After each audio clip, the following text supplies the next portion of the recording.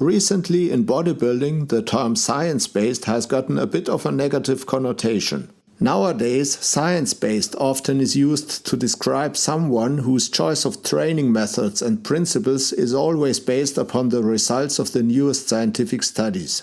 Such characterization definitely doesn't apply to me. I see myself as a scientifically thinking bodybuilder who likes to experiment himself rather than reading and dissecting existing studies. In this spirit, here are my personal observations about so-called lengthened partials, partial repetitions in the lengthened position of the target muscles. I tested them in pike push-ups and ring dips. Here is what came to my mind. Firstly, lengthened partials tend to make compound exercises less compound, which means certain muscles that over the full range of motion would have gotten activated at some point stay out of the equation instead. Here in the pike push-ups, the upper traps, for example, get activated mostly in the top range of motion.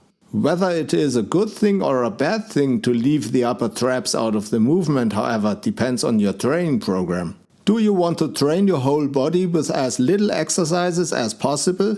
Then doing lengthened partials in any of them isn't a good idea for the aforementioned reason. But if your goal is to train your deltoid muscles with higher intensity, lengthened partials can help, at least up to a certain point.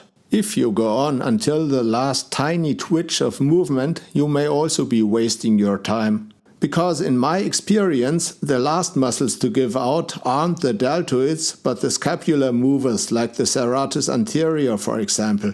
But during the set, you most likely won't be able to tell which muscle is failing at which point. Which brings us to my second observation.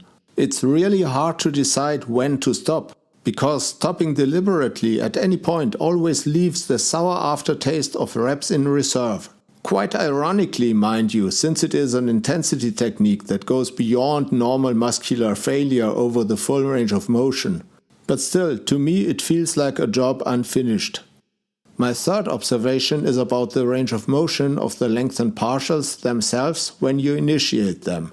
As long as I can do reps over the full range of motion, I do them, simply because I wouldn't know at which point to cut them short.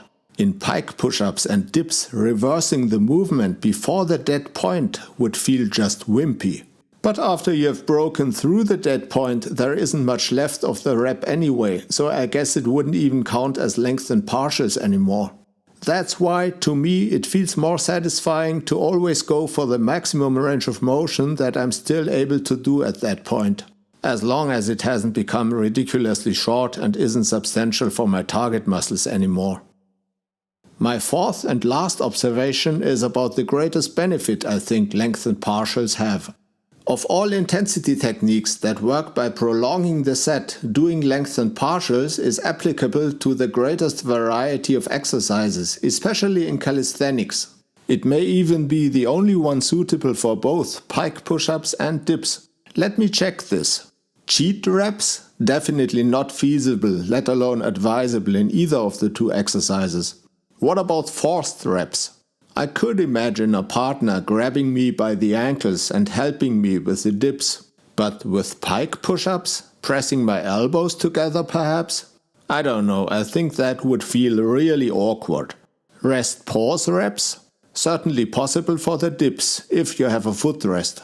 But getting out of the pike position in order to rest pause for just a few seconds before assuming it again? That would definitely be too cumbersome for my taste, and probably not very effective either. Normal drop sets obviously can't be done in any bodyweight exercise. But what about mechanical drop sets? Yeah, I guess I could successively remove the plyo boxes to reduce the foot elevation for the pike push-ups. But there is nothing in that regard that could be done for the dips.